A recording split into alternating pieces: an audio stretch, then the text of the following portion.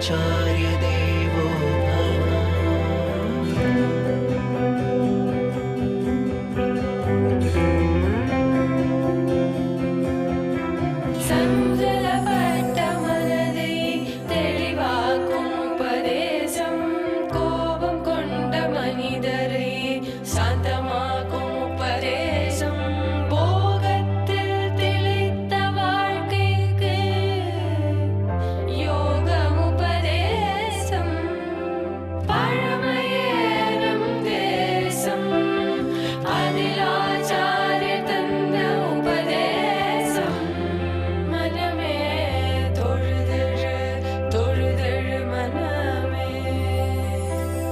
मातृदेवो भव पितृदेवो भव आचार्य देवो भव।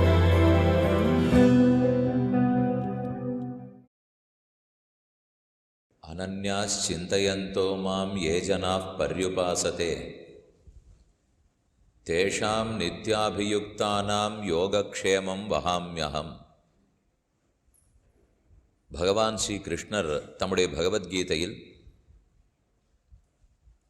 தன்னை தொழுபவனுக்கு ஏற்படும் ஏற்றத்தை அருளி செய்கிறார். அனன்யாஸ் சிந்தயந்தோ மாம் ஏ ஜனாஹா பர்யுபாசதே, என்னை தவிர மற்றொன்றில் விருப்பம் வையாதவனாய் ஆருருத்தன் என்னையே உபாசிக்கிறானோ, என்னோடையே கூடியிருக்க வேணும், பிரிந்தால் வினாடி பொழுதும் தாங்க முடியாது என்றிருந்தால் அப்படிப்பட்டவர்களுக்கு நான் என்னையே அளிக்கிறேன். அவர்களை விட்டு நாம் எப்போதும் பிரிவதே இல்லை என்று கண்ணன் சாதிக்கிறார். பகவானை ஆராதிக்க வேண்டும், அவரிடத்தில் அவரையே விரும்ப வேணும் என்பது எல்லா சாஸ்திரத்தினுடைய தேர்ந்த கருத்து. ஆனால் அவ்வெம்பெருமானே இன்னன்னாருக்கு இன்னென்ன ஆராதனத்தினை செய்ய வேணும் என்று விதிக்கிறார். அடைய வேண்டியது அவரையாக இருந்தாலும் அதற்கொரு பாதை உள்ளது. அந்த பாதையில் இன்னென்ன கர்மங்கள் செயல்கள் செய்யப்பட வேணும்னு விதிக்கப்பட்டுள்ளது. ஸ்ருதின்னு சொல்லப்படும் வேதங்களிலும் அந்த ஸ்ருதியையே நினைத்து எழுதப்பட்ட ஸ்மிருதிகளிலும் நிறைய கர்மங்கள் தர்மங்கள் சொல்லப்பட்டுள்ளன. அது அவனவனுடைய வர்ணத்துக்கு தகுந்து சொல்லப்பட்டுள்ளது. அதை தெரிந்து கொள்ள வேண்டும். தெரிந்து கொண்டு நம்மால் ஆந்தனையும் அத்தை செய்ய வேண்டும்.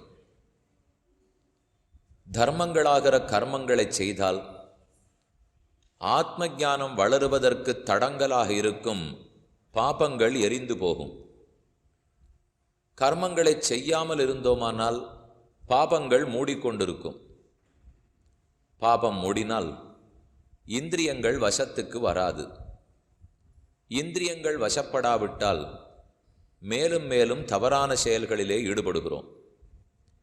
இதை தவிர்ப்பதற்குத்தான் எம்பெருமான், நீ பல பேரிடத்தில் பலவற்றையும் பெற்று கொண்டிருக்கிறாய், அவர்களுக்கு நீ கடன்பட்டிருக்கிறாய், அதை திரும்பச் செலுத்த வேண்டும் என்றும் விதிக்கிறார். அதிலே ரிஷிகளுக்கு நாம் என்ன கடன்பட்டிருக்கோம், எப்படி திரும்ப செலுத்தணும்? தங்கள் தவத்தாலும் பிரம்மச்சரியத்தாலும் லோகத்தையே ரட்சிப்பவர்கள் திரிகாலஜர்களான ரிஷிகள். நாமும் அவர்களைப் போலவே தவத்தை பிரம்மச்சரியத்தை நம்மால் இயன்றவரை கடைப்பிடித்து போகத்தை குறைத்து தேவைகளை குறைத்து கொண்டு ஜனசந்ததிக்காக மக்களுக்காக அனைத்தையும் விட்டு வைக்க வேணும். அடுத்தது, தேவர்கள் மழையும் காற்றும் அன்னமும் கொடுக்கின்றனர். அவர்களுக்கு திரும்ப தேவ தர்ப்பணத்தையும் ஆகுதி புரோடாசத்தை அன்னத்தையும் ஆகாரமாக கொடுக்க வேண்டும். இறுதியாய் பித்ருக்கள் நாம் இந்த லோகத்தில் பிறப்பதற்கே காரணமாக இருப்பவர்கள். அவர்களுக்காக தர்ப்பணம் ஸ்ராத்தம் முதலானவற்றை விடாமல் செய்ய வேண்டும். இவர்களே நமக்கு எதையும் நல்கிவிட மாட்டார்கள். இவர்களுக்கு பெருமான் அந்தராத்மாவாக இருக்கவே அவனால் நியமிக்கப்பட்டுத்தான் இவர்கள் செயல்படுகின்றனர். யார் ஒருத்தன் ஆழ்வாரை போன்ற நிலையை அடைகிறானோ, ஆச்சாரியர்களைப் போன்ற நிலையை அடைகிறானோ, அவனுக்கு தேவக்கடனோ பித்திருக்கடனோ ரிஷிக்கடனோ இருக்காது. ஏனெனில் இந்த நிலைகளை தாண்டித்தான் அந்த நிலையில் உள்ளான்.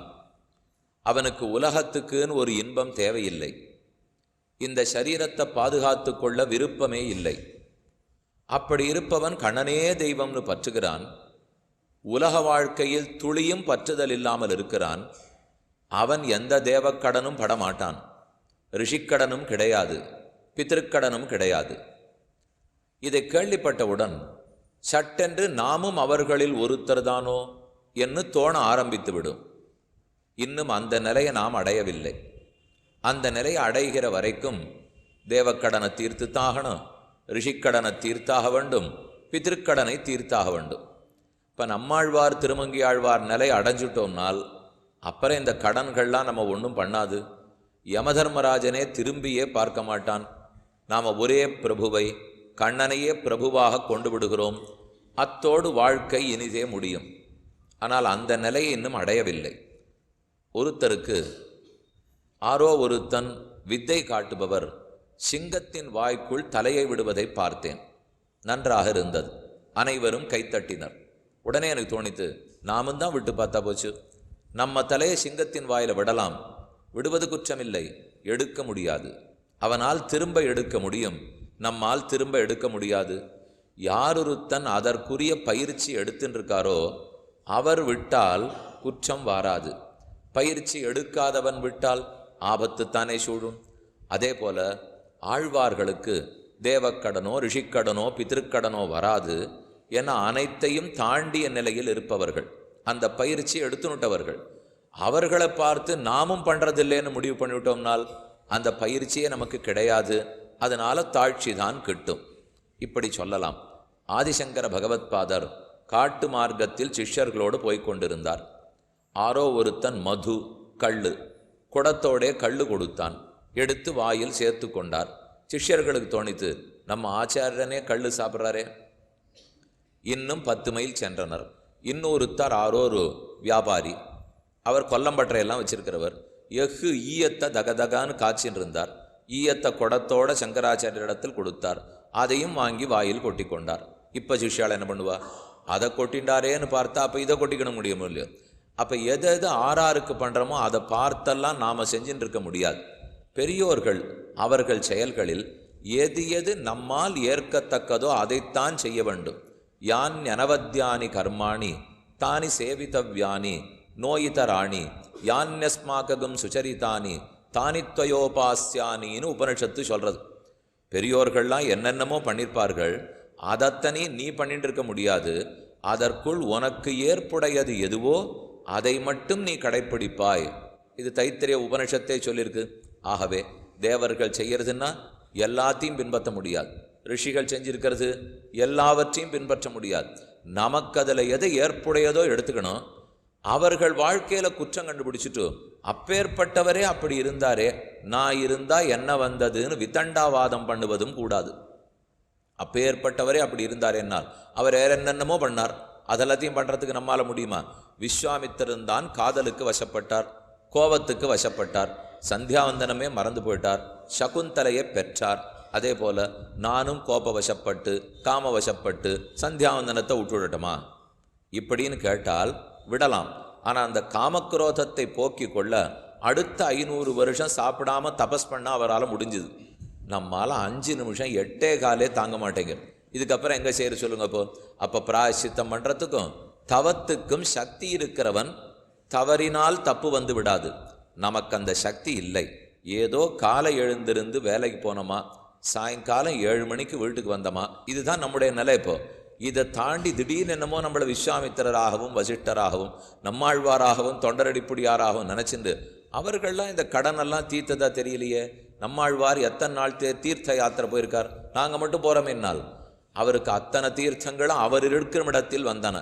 ஒவ்வொரு திவ்வதேச தெம்பெருமானும் ஆழ்வார் திருநகரிக்கு வந்து ஆழ்வார் கையில் தாளத்தை கொடுத்து நீர் பாடினாத்தான் என்ன திவ்வதேசம்னே பேர் சொல்கிறா.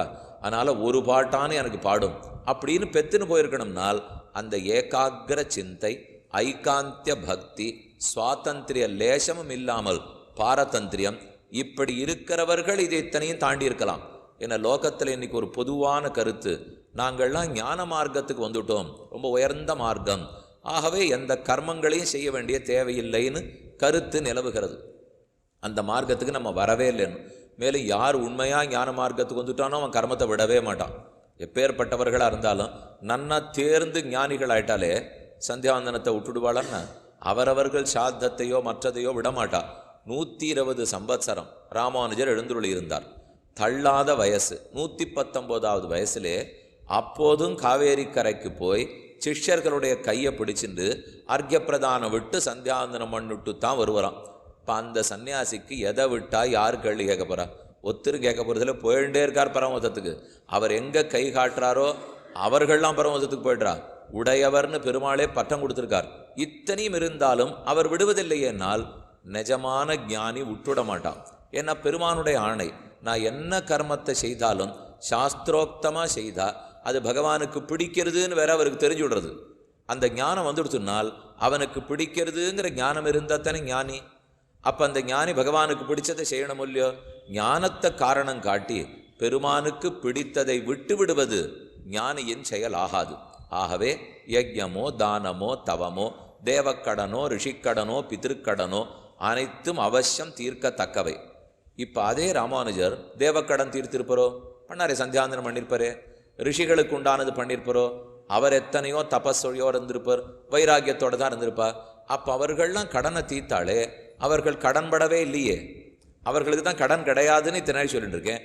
அப்போ அவர்கள் எதுக்கு இதை பண்ணியிருக்கார்கள்னால் பகவானுக்கு பிரீத்தி ஏற்படுத்துவதற்காகவும் கைங்கரிய ரூபமாகவும். பகவானுக்கு கைங்கரியமாக தான் சந்தியாவந்தனம். இதை பண்ணி நான் அவர்கிட்ட ஒன்றும் கேட்க போகிறதில்லை, கைங்கரியத்துக்காக. இன்னொன்று, பெரியோர்களே விட்டுட்டான்னு வச்சுங்க, அவளுக்கு தேவையில்லை, பண்ண வேண்டாம். ஆனால் பண்ண வேண்டாங்கிறதுக்காக விட்டுட்டா நம்மாட்ட 4 பேர் அவா கதையை படைச்சிட்டு அவரே பண்ணலையே நான் இதுக்காக பண்ணப்போ அப்படின்னு வெட்டியாக பேச ஆரம்பிப்பனும் இல்லையோ? இந்த பேச்சுக்கு இடம் கொடுக்க வேண்டாங்கிறதுக்காகத்தான் பெரியோர்கள் விடாமல் செய்கிறார்கள். அப்போ மற்ற பேருக்கு முன்னோடியாக இருக்கணும், தப்பாயிடக்கூடாது. பகவானுக்கு கைங்கரியமாக இருக்கணும், அவருக்கு திருப்தி ஏற்படுறது. இந்த பயன்களுக்காகத்தான் பெரியோர்கள் இன்னைக்கும் விடாமல் இருக்கா. இதை பார்த்து தெரிஞ்சுக்க வேண்டியது நாமும் விடக்கூடாது. கைங்கரிய புத்தியா அனைத்தையும் செய்து கொண்டிருக்க வேண்டும். இது கேட்கறது இன்னும் எத்தனை நாள் வேணால் கேட்டுருக்கலாம். ஆனால் கேட்டதற்கு தகுந்து கொஞ்சமேனும் அனுஷ்டிக்க வேண்டும். நம்ம கடைப்பிடிக்கிறதுக்கு ஆரம்பிக்கணும். அதுக்கு தான் இது பிரயோஜனப்படணும். பாரத்வாஜ கோத்திரம், ஆபஸ்தம்ப சூத்திரம், கோத்திரம் சூத்திரம் சரணம்னு சொல்கிறோம். கோத்திரம்னு சொன்னால் குழந்தைன்னு அர்த்தம். பாரத்வாஜ கோத்திரம்னா பாரத்வாஜருடைய குழந்தைகள். அது எங்கிருந்து தொடங்கும்? பேரங்கிட்டேந்து. பாரத்வாஜருக்கு பாரத்வாஜ கோத்திரம் இல்லை, பாரத்வாஜர் மகனுக்கும் பாரத்வாஜ கோத்திரம் இல்லை, பௌத்திரனிடத்திலிருந்து தான் ஆரம்பம். அப்போ அதைத்தான் கோத்திரம்ங்கிறோம். இல்லை எனக்கு கோத்திரமே தெரியாது, நான் என்ன பண்ணலாம்னால் விஷ்ணு கோத்திரம். ஆரெல்லாம் வைஷ்ணவர்களாக இருக்கமோ அனைவரும் விஷ்ணு கோத்திரம்னு சொல்லிடுறோம். அது பொதுவாக சொல்லப்பட்டிருக்கு. சிவகோத்திரம், அப்போ சிவனே எம்பெருமான், அவரே கடவுள் என்பவர்கள் சிவகோத்திரம்னு வச்சுட போகிறோம். இப்போ இந்த கோத்திரம் பிறப்பால் நிர்ணயிக்கப்படுறதா, அல்லது நான் இப்போ பரத்வாஜர் என்னென்னலாம் பண்ணியிருப்பாரோ அவரை பார்த்து நான் நடக்க ஆரம்பிச்சுட்டேன்னா நானும் பாரத்வாஜ கோத்திரம் ஆயிட்டமா? அது ஆக முடியாது. அப்படி பிறப்பால் தான் கோத்திரம் நிர்ணயிக்கப்படும். எதுனாலேன்னு பார்ப்போம். கல்யாணம் பண்ணுறதுக்கு கோத்திரம் பார்க்க வேண்டியிருக்கு, ஒருத்தரை அடையாளம் கண்டுகொள்வதற்கு கோத்திரம் பார்க்க வேண்டியிருக்கு. இப்போ சட்டுன்னு நான் விஷ்ணு கோத்திரம்னு சொல்லிக்கிறேன்னு வச்சுங்க. அப்போ யாரோட எனக்கு அடையாளம் கிடைக்கிறது? விஷ்ணுவோட சேர்த்து அடையாளம் கிடைக்கிறது. அது உண்மை. எல்லாரும் அவரோட சம்பந்தப்பட்டவர்கள் தான். விஷ்ணு லோகத்தை அடையணும்னு ஆசைப்பட்டு தான் இருக்கும், வாஸ்தவம். ஆனால் உலகம் முழுக்க விஷ்ணுவோட சம்மந்தப்பட்டது தானே. அப்போ எல்லாருமே நான் விஷ்ணு கோத்திரம்னு சொல்லலாம் இல்லையோ? சொன்னால் என்னாகும்? ஒருத்தருக்குமே கல்யாணம் ஆகாது. ஏன்னா ஒரு கோத்திரத்தில் இருக்கிறவாளுக்குள்ளே கல்யாணம் பண்ண முடியாது. எல்லாரும் விஷ்ணு கோத்திரம்னு ஆரம்பித்தா எங்கே ஆபத்துகள் வருதுன்னு கொஞ்சம் யோசிப்பாருங்க. ஆகவே கொஞ்சம் சற்றே பிரித்து விட வேண்டும். இன்னென்னார் இததுன்னு வைக்க வேண்டும். அடுத்தது, அது மாறிக்கொண்டேவும் இருக்கக்கூடாது. ஏதோ ஒரு அடையாளம் ஒருத்தர் கொடுத்துட்டோம், நான் சுவாமிக்கு ஒரு பேர் கொடுத்துட்டோம்னு வச்சுங்க. அவர் பிறந்த அன்னிலேருந்து போன அன்னி வரைக்கும் அந்த பேர் இருந்தால் தான் அடையாளம். அவர் எல்லாத்தையும் மாற்றுவார். வண்டியை மாற்றுவார், வீட்டை மாற்றுவார், கடிகாரத்தை மாற்றுவார், சொக்காயை மாற்றுவார், வேட்டியை மாற்றுவார், பேரை மாற்றிடுவார்னுட்டா. அப்படின்னு அடையாளமே தெரியாது இல்லையோ. அவர் அந்தந்த பேரோட என்னென்ன பண்ணியிருக்காருன்னே தெரியாது படும். அந்த பேர் எதோட சேர்ந்து ஒட்டின்னு இருக்கும்? என்ன பண்ணாலும் தகப்பனார் பேர் ஒட்டின்னு இருக்கும் இல்லையோ. இன்னாருக்கு பிறந்தான்ங்கிறது இருக்கு. அதுக்கப்புறம் அவருக்கு வெவ்வேறு பேர் வரும். ஆச்சாரியங்கிற பேர் வரலாம், சொல்லி கொடுத்தால். உபன்யாசகங்கிற பேர் வரலாம், உபன்யாசம் பண்ணினால். சங்கீத வித்வான்கிற பேர் வரலாம், சங்கீதம் பாடினால். பாடினவர் 70 வயசு வரைக்கும் பாடினார், அதுக்கப்புறம் முடியல, நிறுத்தினுட்டார். இப்போ என்ன பேர் இருக்கும்? முன்னாள் சங்கீத வித்வான். கொஞ்சம் சேர்க்குறாளோ இல்லையோ, அது கொஞ்சம் திருமாறா பாருங்க, உப்பு புளி காரமெல்லாம் போட்டு முன்னாள் சங்கீத வித்வான். அதை போல் எப்போவாவது இப்போ அடியனுடைய பேர், தாப்பனாருடைய பேர். தாப்பனார் இப்போ இல்லை, உடனே இவர் முன்னாள் அந்த சுவாமிக்கு பிள்ளைனாரான்னு சொல்லுவாளன்னு நிச்சயமாக சொல்லி கேள்விப்பட்டதில்லை. அப்போ எப்போ தந்தையார் பேர் ஒட்டி நொடுத்தோ அது அழிக்க முடியாத அடையாளம். இன்னாருக்கு மகன். ஏன்? இந்திய சட்டத்தின்படி பார்த்தீங்கனாலே எந்த ஒரு உடன்படிக்கை, நம்ம கழுத்து போடுற வீடு வாங்குகிறோம் விற்கிறோம் அப்படின்னா உடனே என்ன கேட்பா? 2-3 அடையாளம் கொடுத்தாகணும். இப்போ நான் இன்னார், உடனே ஒரு முகவரி கொடுக்குறாளோ இல்லையோ, அதுக்கு மேலே அப்பா பேர் சொல்லணும். இன்னாருக்கு மகனான நான், இன்ன முகவரியில் வசிக்கும் நான். எதுக்காக 2 போட்டிருக்காள்னால், இன்ன முகவரியில் வசிக்குங்கிறத வீடை மாற்றிட்டா அப்போ ஆள் மாறி யாருன்னு சரியாப்படும் இல்லையோ. அதனால தான் இன்னாருக்கு பிள்ளையான, இன்ன தந்தைக்கு பிறந்திருக்கிற பிள்ளையானான்னு சொன்னால் அப்போ மாறாமல் இருக்கும் இல்லையோ. ஆக பிறப்பினாலே கோத்திரம் நிர்ணயிக்கப்படுகிறது, அதை மாற்றுறதுக்கு முடியாது. ஏன்னா ஒரு அழகான வாக்கியம் இருக்குது, என்னன்னு சொல்கிறேன். ஒரு பிராமணனாக இருக்கார், க்ஷத்திரியனாக இருக்கார், வைசியனாக இருக்கார். அவர் பிறந்த போது இன்ன கோத்திரத்தில் இருக்கார். கோத்திரத்தை சொல்லினுட்டார். அதெல்லாம் ஒன்றும் இல்லை சுவாமி, எனக்கு இந்த ரிஷியெல்லாம் சொன்னதெல்லாம் அடி எனக்கு தெரியாது. இப்போ நான் இப்படி சொல்கிறேனே, அடி எனக்கு நம்மாழ்வார் ரொம்ப வேண்டியவர், அதனாலே நான் பரம ஸ்ரீவைஷ்ணவனாக இருக்கணும்னு ஆசைப்படுறேன். நான் பராங்குஷ கோத்திரம்னு சொல்லிட்டா என்ன, பரகால கோத்திரம்னு சொல்லிட்டா என்ன, ராமானுஜ கோத்திரம்னு சொல்லிட்டா என்ன? பராங்குஷ பரகால யதிவராதிகள்னு அழைமணவாள பெருமாள் நாயனார் சாதிக்கிறார்.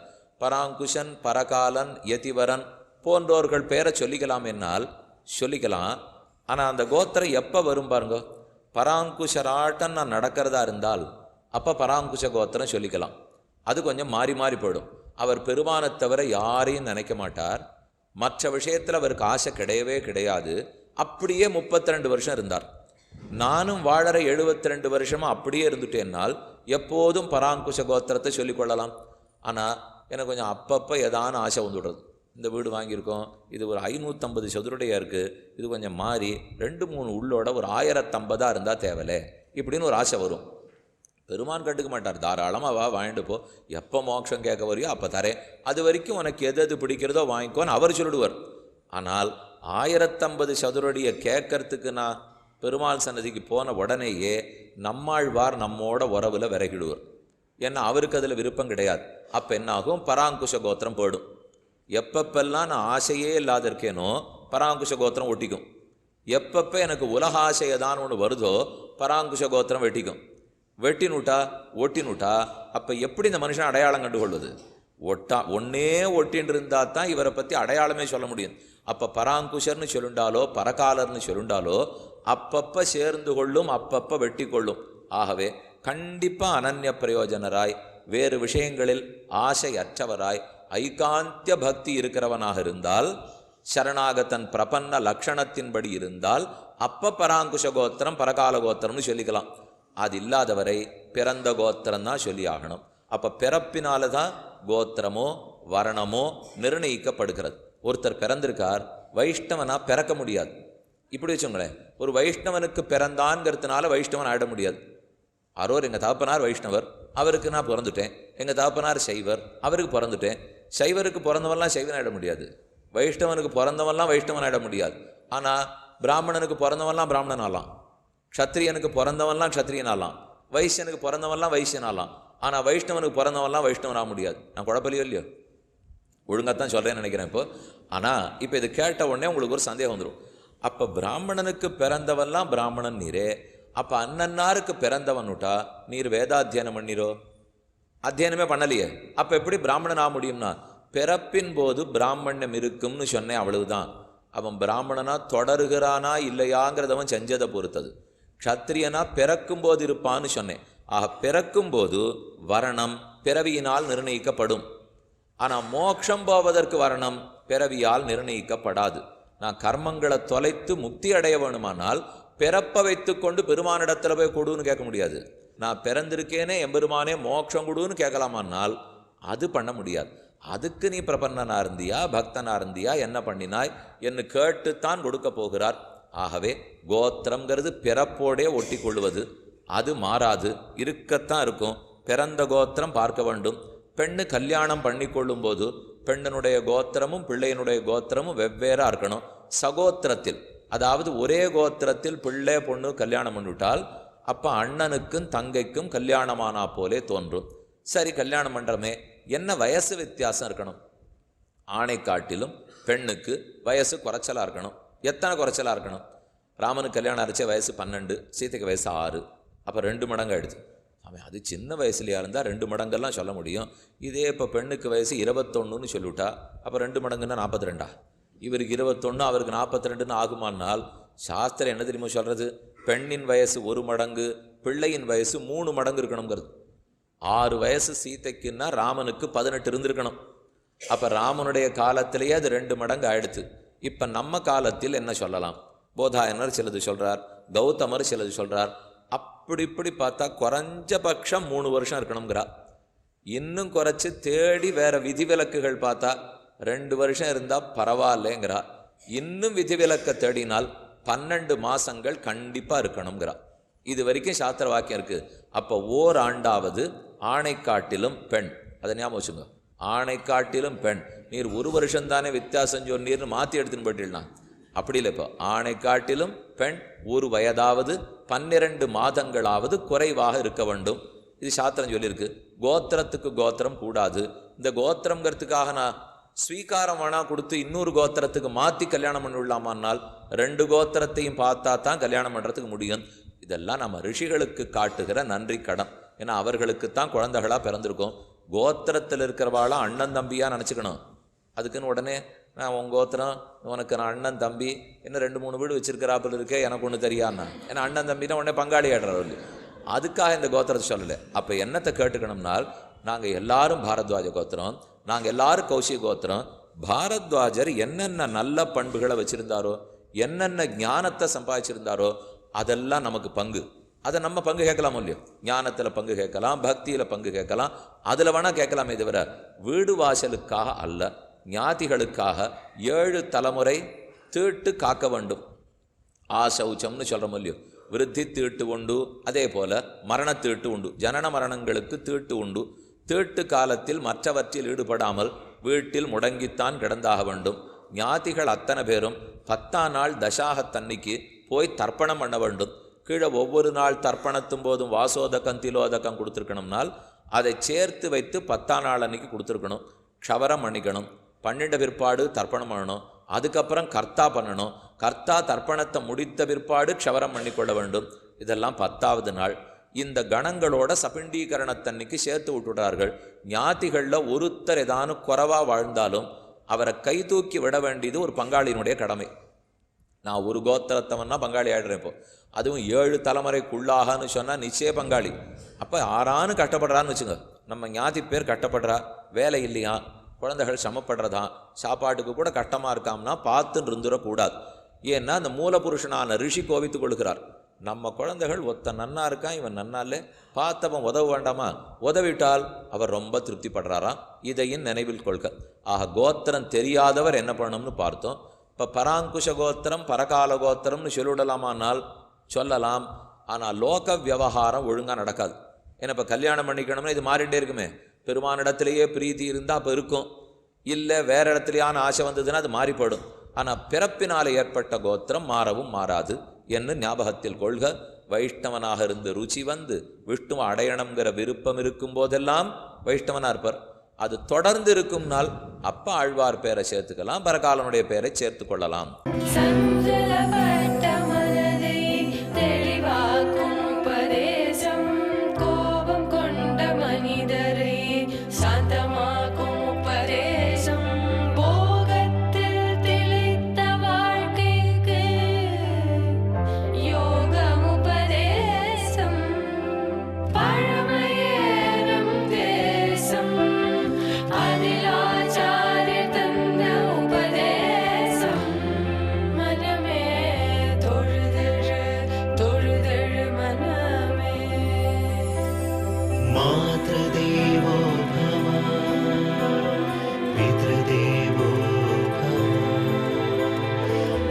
आचार्यदेवो भव।